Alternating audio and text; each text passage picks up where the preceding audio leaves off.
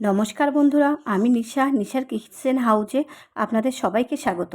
আজ আমি রান্না করব কাতলা মাছের আলু বেগুন দিয়ে ঝোল। তার জন্য খানিকটা কাতলা মাছ নিয়ে নিয়েছি আর তার মধ্যে নুন হলুদ দিয়ে ম্যারিনেশন করে নেব। আর এই ফাঁকে বলে রাখি, যারা আমার চ্যানেলে নতুন সাবস্ক্রাইব করেননি অবশ্যই সাবস্ক্রাইব করে রাখবেন নতুন নতুন রান্না পাওয়ার জন্য।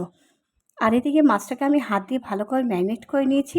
এবার পাশে আলু আর বেগুন কেটে রেখেছি, দেখতেই পাচ্ছেন সুন্দর করে কেটে রেখেছি। আর তার জন্য রেখেছি খানিকটা গুঁড়ো মশলা, লঙ্কা গুঁড়ো, হলুদ গুঁড়ো, লবণ আর একটু জিরে গুঁড়ো আর কিছুটা আলু বেগুন কেটে নিয়েছি। এবার কড়াতে তেল বসিয়ে তেলে মাছ মধ্যে তো ভাজা কমপ্লিটই হয়ে গেছে সবগুলো মাছ। আর এদিকে মাছটা পুরোটাই ভেজে নিয়েছি, দেখতেই পাচ্ছেন বেশ বড় বড় একটু লাল লাল সাইজ করে মাছগুলো ভেজে নিয়েছি। তার উপরে কড়াতে একটু তেজপাতা আর জিরে ওই মাছ ভাজার তেলের মধ্যেই আমি দিয়ে দিলাম। দিয়ে এবার আলুগুলোকে একটু ভেজে নেব সুন্দর করে লাল লাল করে। সব আলুগুলোকে আমি দিয়ে দিচ্ছি একে একে কড়াতে। এবার দিয়ে লাল হওয়া পর্যন্ত ভাজবো আলুগুলোকে, একটু হালকা লালচে, বেশি না। তো এই আলুগুলোকে ভাজতে ভাজতে দেখা যাক। তার মধ্যে বলে রাখি, আলুগুলো মোটামুটি ভাজা হয়ে গেছে। এই অবস্থাতে আমি টমেটোগুলো দিয়ে দিলাম। এবার টমেটোগুলো যেহেতু জলসা, সেজন্য একটু আগে আগে দিলে তাহলে আলুটা পুড়ে যাবে না। আর এবার দেবো আমি খানিকটা গুঁড়ো মশলা, যেহেতু গুঁড়ো মশলাগুলো আমার রেডি করা রয়েছে।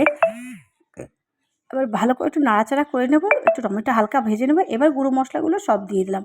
এবার গুঁড়ো মশলাগুলো দিয়ে একটু যতক্ষণ পর্যন্ত মশলাটা মানে ফ্রাই না হবে, মশলাটা ভাজা না হবে, ততক্ষণ পর্যন্ত একটু ভেজে যাব। যেহেতু গুঁড়ো মশলাগুলো যাতে না পুড়ে যায় সেজন্য আমি একটু ওই প্লেটটা ধুয়ে একটু জল দিয়ে দিলাম। যেহেতু প্লেটের মধ্যে একটু মশলা লেগেও ছিল, আর একটু জল দিয়ে আমি প্লেটটাকে ধুয়ে দিলাম। তারপরে মশলাটা মোটামুটি কষা হয়ে গেছে, দেখো কত সুন্দর কালার এসেছে, লাল হয়ে গেছে। এই অবস্থাতে আমি বেগুনগুলো দিয়ে দিলাম। বেগুনগুলো কেটে ধুয়ে রেখেছিলাম, সেই বেগুনগুলো দিয়ে দিলাম। এবার এই অবস্থাতে হালকা ফ্রাই করব, খুব একটা ফ্রাই করব না। এবার বেগুনটা দিয়ে যতক্ষণ পর্যন্ত তেল না ছাড়বে ততক্ষণ পর্যন্ত আমি জল দিলাম না। এতক্ষণ কিন্তু তেলটা ছেড়ে গেলো, এখন দেখো আমি কিন্তু জল দিলাম।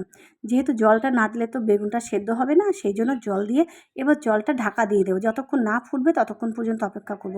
ঝোলটা যে ফুটে উঠেছে, মোটামুটি দেখছি টকবক করে ফুটছে। এই অবস্থাতে আমি মাছগুলো দিয়ে দেবো। আমার কিন্তু বেগুন এখনও সেদ্ধ হয়নি। এবার মাছ দিয়ে আবার মাছ দিয়ে যখন ফুটবে তখন বেগুনগুলো পুরোপুরি হয়ে যাবে। এবার দেখো বেগুনগুলো আর দেখা যাচ্ছে না, বেগুনগুলো সব ডুবে গেছে।